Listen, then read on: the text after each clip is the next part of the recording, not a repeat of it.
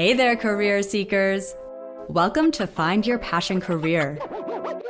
I'm here to help you find a career you like, and dare I say, possibly even love. I'm your host, Amanda Nachman. I'm the founder and CEO of College Magazine. After working with thousands of college students, I've noticed that when it comes to career, there's a lot to demystify. Let's get started.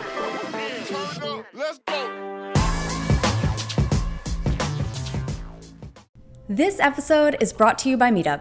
At Meetup, great things happen when people come together. By starting a group on Meetup, you can expand your network and learn new skills. Start with your interest, whether it's design, technology, climate action, or anything else, and Meetup will automatically promote your group to the people who share your passions. Create a Meetup group today using a .edu email and get a free 6-month subscription. Head to meetup.com to get started. Hi, everyone. Welcome to Find Your Passion Career. Today, I'm here with Scott Stratten. He is the president of UnMarketing. He has co-authored 6 best-selling business books with his business partner and wife, Allison, and was formerly a music industry marketer, national sales training manager, and a college professor.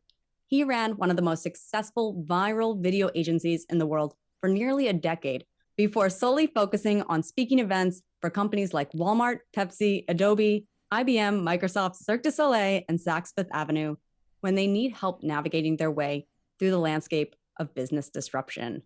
Thanks for joining me, Scott. That bio is totally on me. I'm sorry. It's just so wordy. It's so wordy. Like, that's the bio also that gets read before I step on stage, and I'm at the back and I'm looking at like the crew, the tech crew, and I'm like, who is this guy? Like, just enough. So well, and I give you a hard time because you've got a tongue twister in there. So you totally are messing with people reading this. What inspired you to create UnMarketing? Because you had a really interesting career path to that point. So what inspired this? And of course, you love the name, right? You're UnMarketing. So you're going to break all the rules. You're going to disrupt everything. I'm all about the hooks. I'm all about the hooks. Like, in my bio there, I was talking about the music industry. I managed bands in my early 20s in Toronto. And so I'm all about hooks. I'm always about that hook. And UnMarketing is a hook. It's a one-word hook. And it fits my personality, that contrarian personality I have. But honestly, I picked the name also because I thought it would look great on a book cover eventually, that it would grab attention. And it came out of anger, like a lot of things for me, which is an issue. But it was that realizing people were being hypocritical marketers, when I was a national sales training manager of a company, I did that for 2 years. So I graduated college in HR. I worked in HR itself for 2 years and then sales training manager before I was done. That was the last kind of career I had because entrepreneur to me is Latin for bad employee. And so I couldn't really work there, for too long. But I noticed that it was, again, I was sitting in a friend's office and he got a call. He got a sales call, a cold call. And he starts berating the person on the other end of it. He's just like, you're wasting my time, and other words that I won't say here, and just slams the phone down. Back when we had corded phones. And he slams the phone down. And I'm like, right? Is that the only way to do business? And he's like, I know, I get it. Anyway, Scott, I got to go. I got to go do my calls. And I'm like, what are you talking about? You just reamed out a guy for interrupting your day with a cold call, and now you're going to go do them? He's like, oh no, but I have something that they need. And so they're excusing that. And if you got to do direct sale, if you got to go cold call, there's ways to do those things too, researched, properly fitted, and everything else that you can do them. If that's your thing and you're going to do that, okay. But I said there's got to be, this is 20 years ago, this has got to be a segment of the population that believes that business is built on relationships. So you make building them your business. That people do business with people who they know, like, and trust. And every industry I was looking at, Amanda, every single industry I was looking at, real estate, financial planners, insurance, because anything was like, what is the biggest segment of the population, sort of the biggest way that you get business? And they all said referrals. It has never changed. There was always referrals, especially for service-based businesses. Referrals. And they were spending the majority of their time and money on advertising and billboards and unaddressed direct mail. By the way, all those can work, but they were spending the majority of time and money on things that barely converted. And they were getting some word of mouth and referrals, but they weren't getting a huge amount a lot of these places. And why? Well, because ecstatic customers give referrals, really happy ones, but they weren't looking at it saying, what creates these referrals? It's a smooth interaction. It's a smooth transaction. I get what I pay for, all these things. Well, they weren't willing to invest in the customer service department, in the operations to make sure those promises were delivered. Because if they're delivered, how can you create an experience? If you're selling this experience, how can you create the experience that actually lives up to that? And so that's where really the referrals then come in. And that's where the referrals happen. Customers don't give referrals. Happy customers do. Mm-hmm. Can you be friends with someone you meet virtually? Yeah. Can there be a real connection? Because I think that, something I encourage a lot of young professionals to do is make these courageous connections virtually and hope that that can turn into a mentorship and a really meaningful relationship. And, you've been online for a long time and building connections through Twitter and through different online platforms. Tell me a little bit about your take on, can it be a real relationship? Well, we first have to look at what's a relationship. What's a connection? There's connections that are physical, that are emotional, that are mental, that are spiritual, and the majority of these connections can be done without being physically in front of somebody. So also, I actually rather form relationships virtually first. Honestly, to me, it's, and to be perfectly frank with you, Amanda, I don't care if others think it's not real. Virtually, I'm not in and connecting relationships for opinions of people I would never ask for their advice from. So if they don't think it's real, then they've not made real ones. Okay, it's not my job to make sure, right? It's not my farm, not my donkeys. I don't care. What I do have is evidence that I've met the best people, the funniest, the most supportive, the most caring, the most loving, and the most giving people I think I've ever met in my life through virtual, including Allison, a woman who is my dream, who I didn't think existed, that I made in the Matrix in my head, who is now my wife. We met on Twitter. Some of my closest friends that I confide with, that I connect with, that I would give the shirt off my back, that I would jump in front of a moving car for, virtual. Between Rise.com, which was the first business social networking site that I joined, and LinkedIn in 2003, to forums, to bulletin boards, to even freaking ICQ chat. It doesn't matter. And the reason why I like it better is because you can also build those relationships at an arm's length. And then you choose who comes past that arm and comes in for a hug. And that's why I love virtual. I think that our connections shouldn't be limited by our literal field of view, that we can connect with people on likes and differences without saying, you're from here, you went to this school, you work here, that's your group. Oh, and you're over 30? Well, you're not making new friends anymore. And that's not the case. It's more intentional and less circumstantial. Agreed. Very much so. The intentional relationship building is a new thing, really, to me, overall, which is I'm going to go and seek these people out, which you could do geographically before, but different clubs or gatherings or networking type of stuff, but they had to be a certain tipping point for them. But online, you don't have the regional barriers, so you can find those people. You can find your people, and that's very important for all walks of life. And I certainly am living proof of the glory of virtual relationships, because the first person in UnMarketing was me.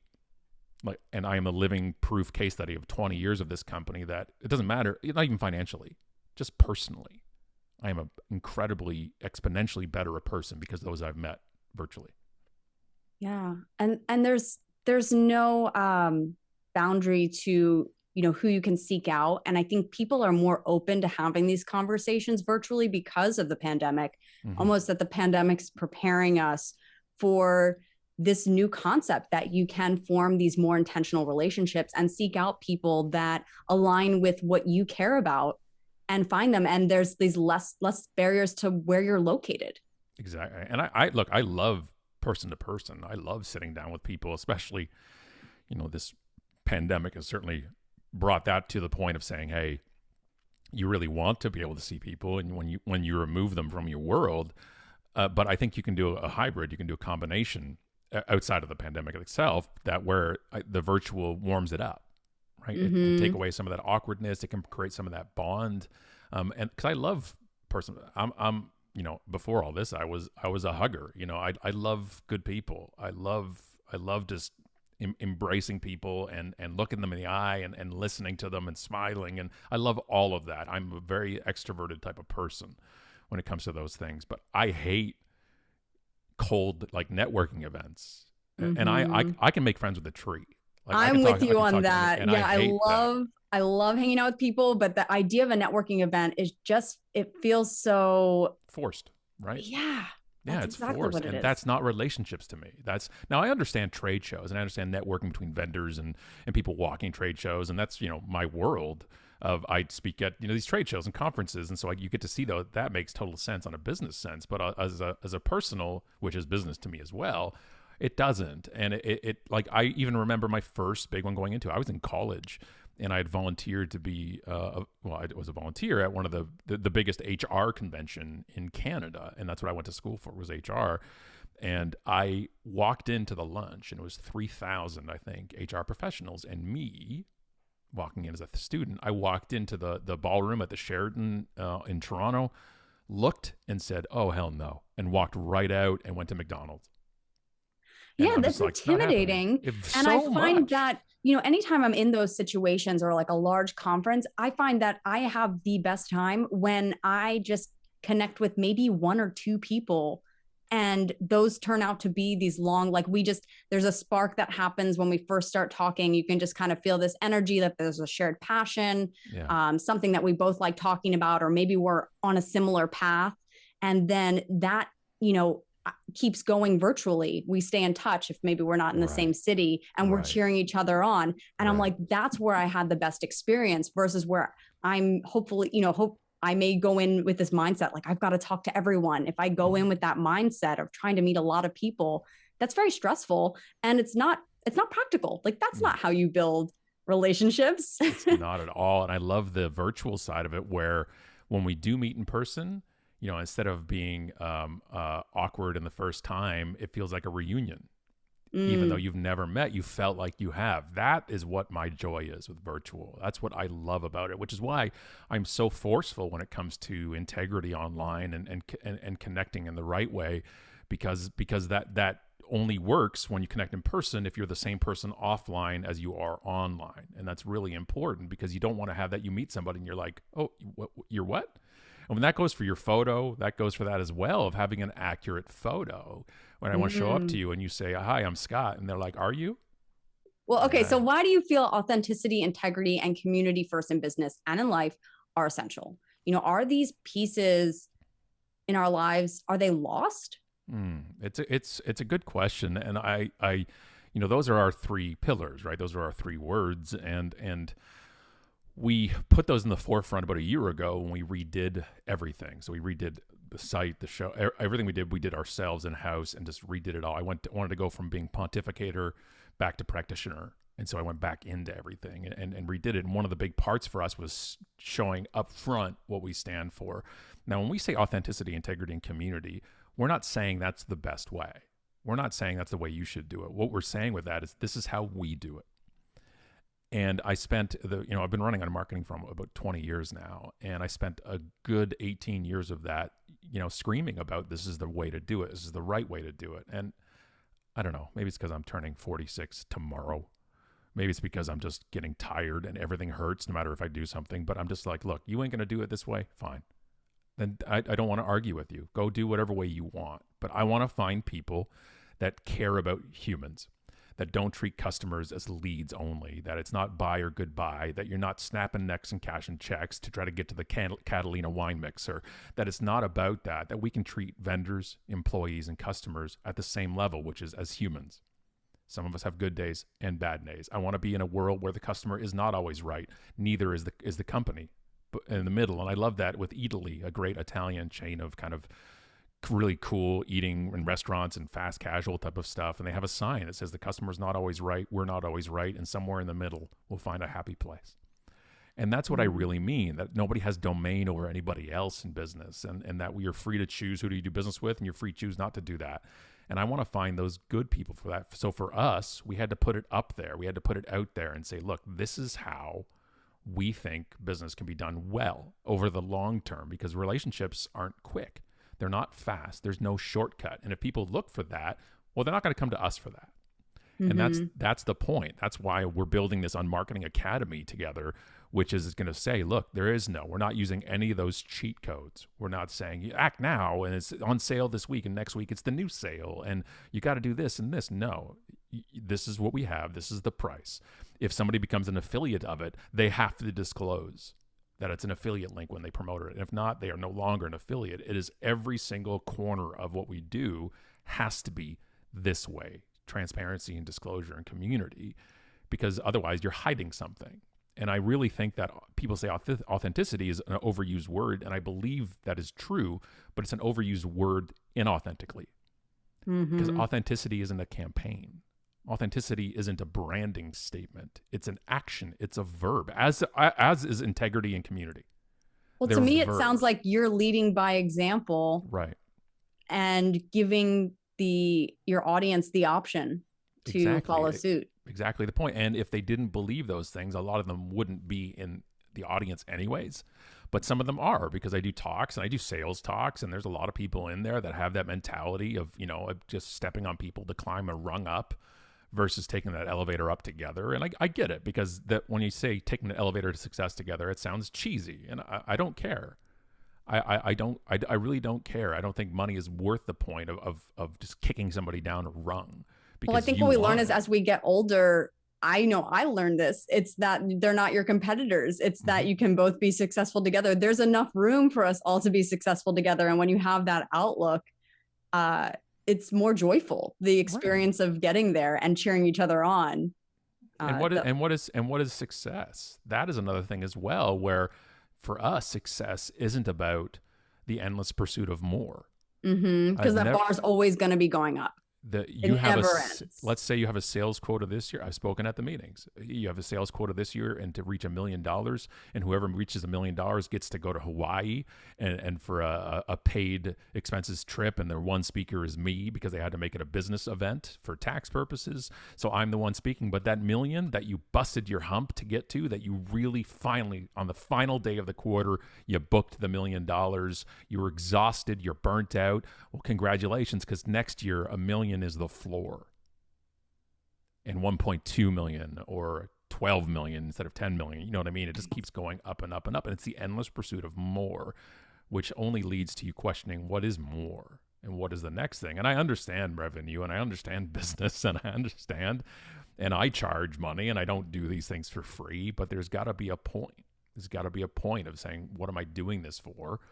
And what is the goal here, and how am I behaving that way? Because when you have the endless pursuit of more, it also invites other things, as getting the sale at all costs, which is, over-promising, under-delivering, where sales is graded just on, let's say, commission on the sale, et cetera, but then operations and your customer service reps and everything else have to deal with the blowback because of what you did to just get that sale. And that creates a little of resentment between departments, and then toxicity, and then we're all in trouble. Well, so how does your career as a speaker and author align with your passion? Oh, my job is yelling at people. It's amazing. It's like, it's the goal in life. I remember, and this is a true story, I guess, as opposed to the other stories I tell, but this is a true story. When I was 12, I was sitting in our living room in town here, where I still live, just west of Toronto. We were watching the show, and since it's on WNED, it's going to stay on there for 3 days, because none of us are going to get up and change the channel.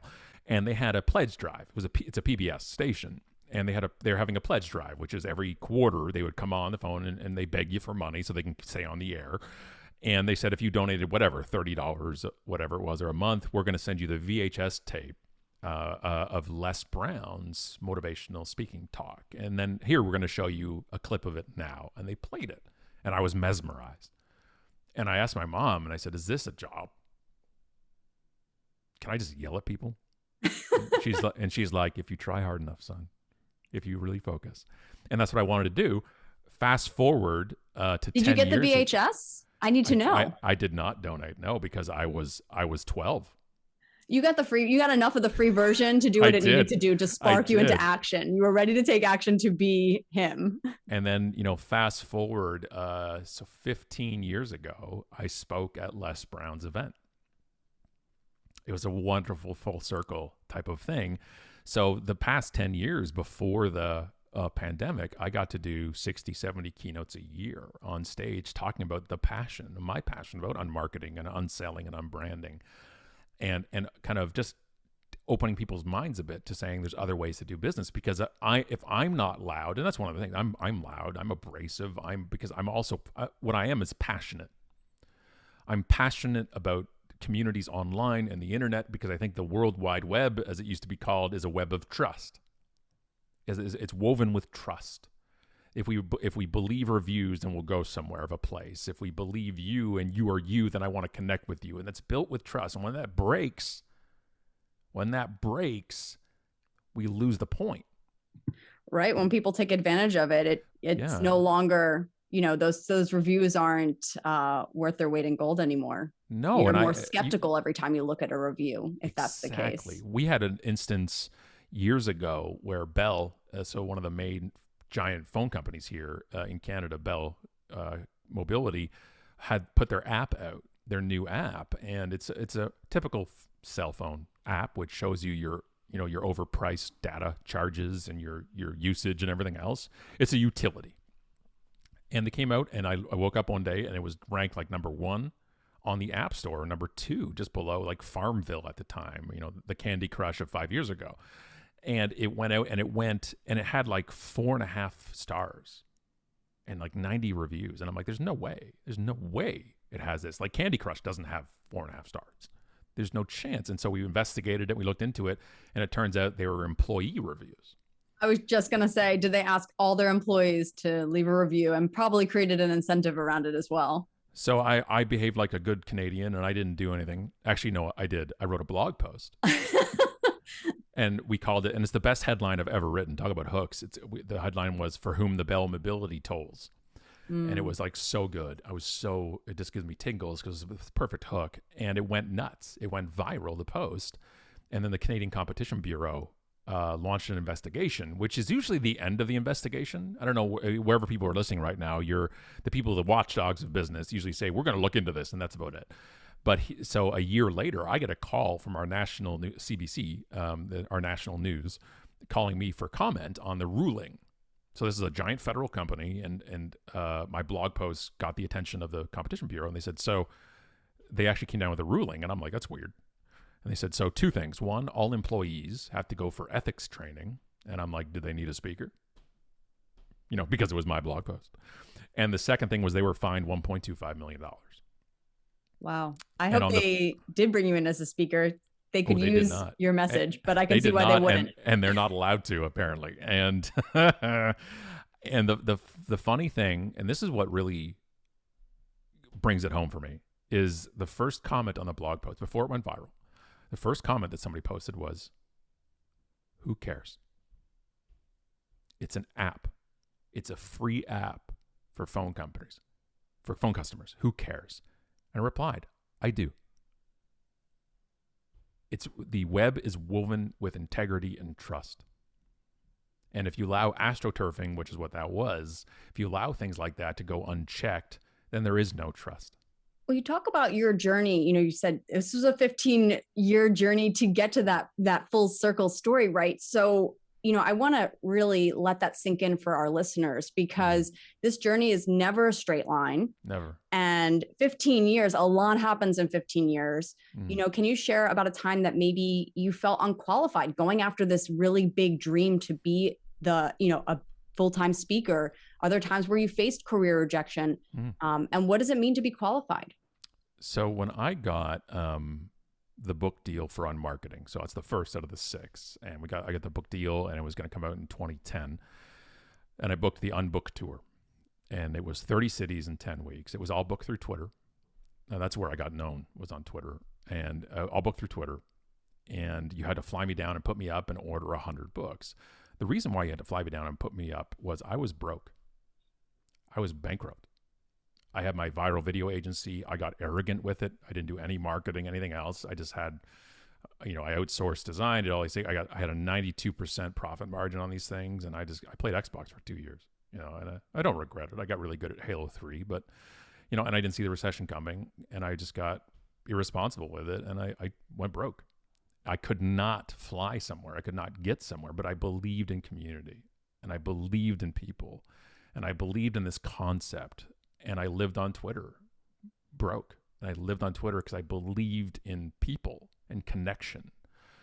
And so when that book tour happened, that was the most reaffirming thing in my life. It was a payoff of a decade of working the UnMarketing thoughts. It was a payoff of a lifetime of thinking that we don't have to be a prick to sell things and be in business. And it was hard because I also didn't make any money for those 10 weeks because it was books, and the publisher makes the most of that money.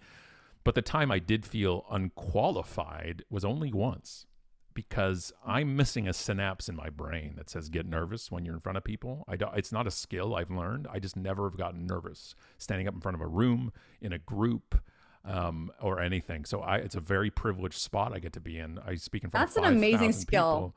Yeah, I still get nervous. I still get nervous, but once I'm talking, the nerves are gone. And that's usually what it's usually reps for people and getting used to it. But there was an imposter syndrome thing for me when I first got my job as the national sales training manager. So I went from HR to that. And one of the reasons I went into HR is because I wanted to be a trainer. I wanted to talk. I knew that's how I graduated high school and college, is I could talk in front of the room, and most people couldn't. So I knew there was something there to that. So you noticed your strength, you noticed this unique value that you had to offer. Bingo. And I knew it was different than others because that was like, it wasn't me. I wasn't a writer.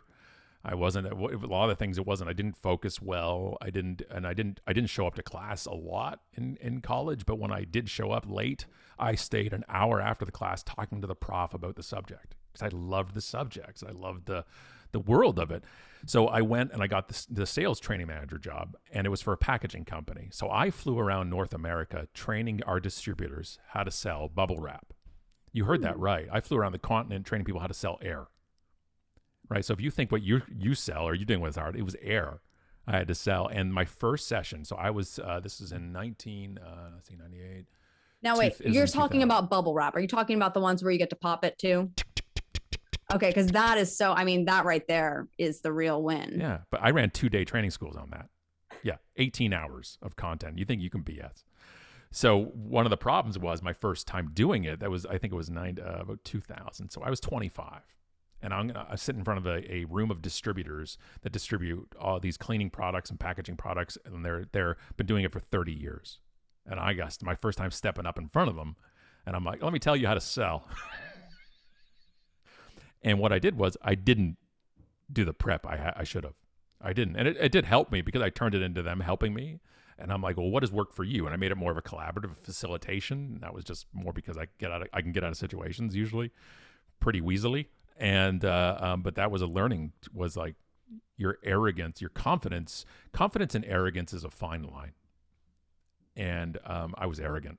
I had an event in Rhode Island years ago, and it went great. It went really well, and I was happy with it. And great, highest ranking speaker they ever had. And I made the mistake of going through the feedback forms they sent. I don't do that anymore. I sometimes do if I'm feeling sadistic or whatever, but I start reading it. And I got like 99.9% excellent. And there was one person, one guy. And they had a 1 to 10 ranking on things. And he, for the keynote, which was me, hand wrote, not making this up, hand wrote in on the left-hand margin a 0. And then circled his own handwritten 0 and wrote in the comments, if I wanted to laugh, I would have went to a comedy club. He was so furious. And you remember that, right? We remember. I'll never forget it. These comments. Because it's also hilarious. I can just imagine him in the audience going, ha, ha, ha. He was so mad he was laughing. And I said, but also there was some truth in that. Mm-hmm. And I'm trying to get better at that, which is because not everybody's a hater.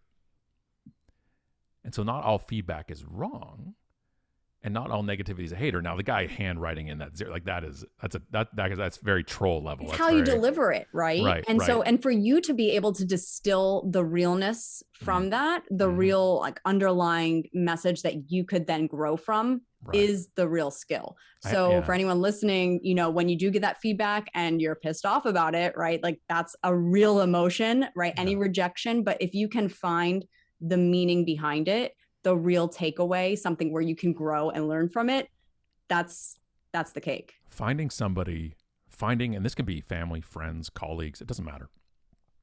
Finding an accountability partner or a group or a collection of you that can be honest about things is one of the most invaluable things you can ever find in your life, business and personal. Because that's a huge trust, and real feedback is important when it's solicited. I always say unsolicited feedback is worth what you paid for. And the line, never take criticism from somebody you'd never ask for advice from. But I don't believe all that. I don't believe that's just only these people have relevancy. And if somebody's in my audience or my customer, then at least it's worth a listen. But having that honest feedback, ability to say, hey, have I gone wrong with it? And I have that with Allison. I'm very lucky that my significant other is that person for me. And she'll tell, and she knows how to tell me as well. She knows how.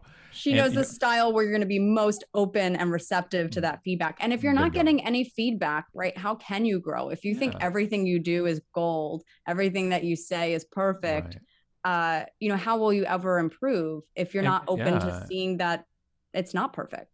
Well, so before we go, I want to know what object you brought and how it reflects your passion. I have kind of a combo thing, because a few things. One, on my wrist here is a rope bracelet, and the metal rungs on it are each of the kids' names. So we have 5 kids combined. The youngest 3 are Allison's, the oldest 2 are mine. We had a merger years ago, and to be honest, it was more of a hostile takeover. This is a bit, by the way, I do on stage, but we had to let a few kids go. We had some redundancies. So all their names are on here in order of age. And then my tattoos are my living thing of my family. So all my tattoos are pretty much family. So my sleeve on my left arm, these are the kids. This is my mom. She gets the biggest one. She likes that one. That's good. It's William Wallace's sword on my bicep. So we're Scottish heritage. And then I have a quote on my arm. It says, "My life is my message," from Gandhi. And then the other arm says "unlearn," which is unlearning hate. And then the entire sleeve on my right side is my grandfather's memorial. This is his Queen's Own Rifle Regiment from World War II, where they hit Juno Beach. This is his police badge. And this is "Lest We Forget" and the poppy. And then Allison's name is tattooed above my heart. So my items are always with me because it's my family. It's the 7 people in this house who've been in this house for 13 months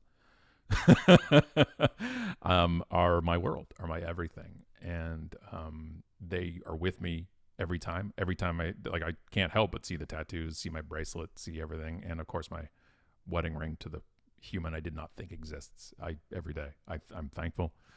And and behind me though, all those word clouds behind me in the thing there, that's a word cloud of my first 25,000 tweets, which led me to everything in my life. And I get to look at it all the time. And the biggest word on there is thanks. That is so beautiful. I'm inspired. Well, thank you so much, Scott, for being on the podcast. It was a pleasure having you here. Pleasure was all mine. Thanks, Amanda.